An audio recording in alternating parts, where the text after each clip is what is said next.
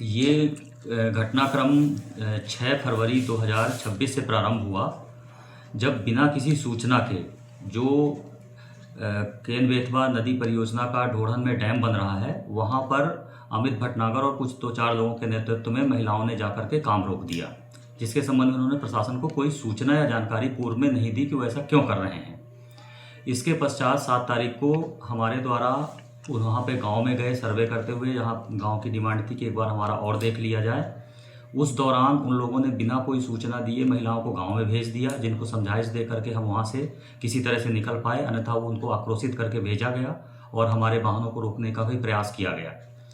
इसके पश्चात 8 तारीख को जिला स्तर से उन लोगों से ये बात करने के लिए एडिशनल एसपी सर और एडिशनल कलेक्टर सर पूरी टीम के साथ गए और हम लोगों ने उनसे तमाम तरह की उनकी बातें सुनी कि उनकी क्या समस्या है, जिसमें उनके द्वारा इस तरह की मांगें करनी प्रारंभ कर दी गई कि हमको प्रत्येक वोटर के हिसाब से 12.5 लाख रुपए चाहिए,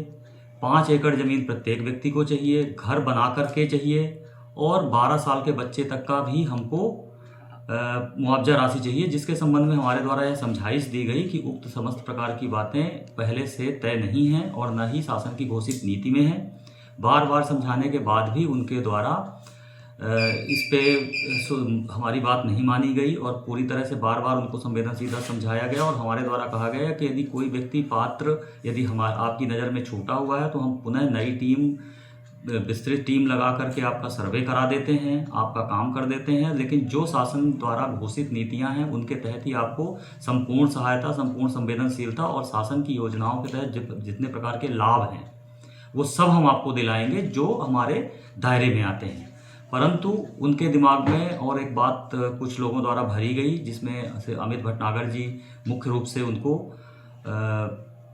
इस बात के लिए प्रेरित कर रहे थे कि आप इस तरह की मांग मानिए, जबकि ये उनकी मांगें जो 2 साल पूर्व ही इनके बारे में निर्णय करके बता दिया गया था,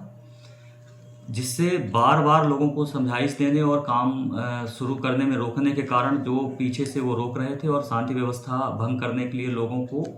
प्रेरित कर रहे थे, जिसके चलते और पुलिस द्वारा कार्रवाई करके उनको गिरफ्तार किया गया और संबंधित सक्षम न्यायालय द्वारा उनसे जो सक्षम जमानत मांगी गई, सक्षम जमानत मांगे जाने पर वह जमानत संबंधित पक्ष द्वारा प्रस्तुत न करने से उन्हें जेल में निरुद्ध किया गया, जिसके बाद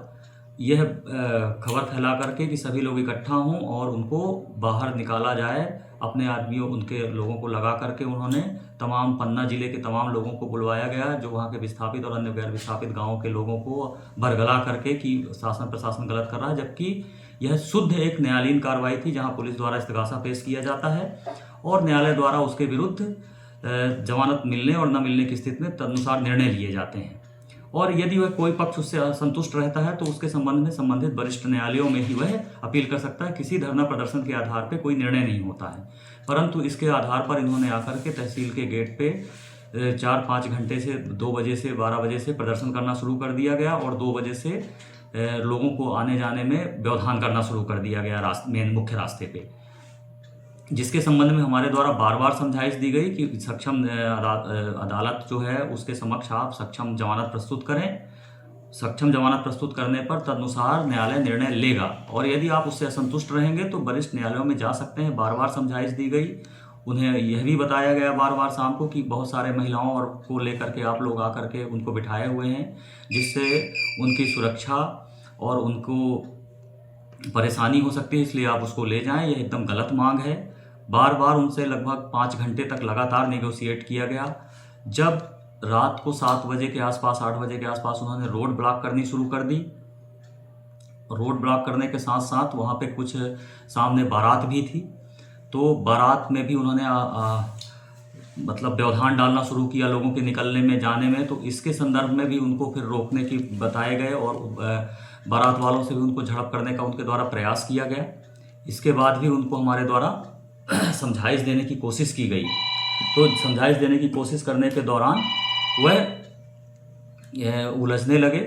और उसके चलते उनको और समझाइश देने के बाद उनको जब हम लोगों ने बारात के हिसाब से कि आप दूर हो जाएं और मतलब किसी सामान्य व्यक्ति को डिस्टर्ब ना करें, तो दूर जा कर के और इकट्ठे होकर के कुछ लोगों के उकसाने पर महिलाओं द्वारा और कुछ आदमियों द्वारा वहाँ पे जाकर अंधेरे का फ़ायदा उठा करके पथराव करना शुरू कर दिया गया। पथराव करना शुरू कर देने के कारण उनको हटाने के लिए और आम जनता की वहाँ चूँकि बारात थी और बहुत ज़्यादा भीड़ हो रही थी आम लोगों की, उनको सुरक्षित करने के उद्देश्य से वाटर कैनन का प्रयोग करके उनको तितर-बितर किया गया। इसके पश्चात फिर बाद में सबको इकट्ठा करके और सुरक्षित तरीके से समझाइश दे दे करके और पब्लिक स्पीकिंग जो यंत्र है उसका प्रयोग करके हमने उनको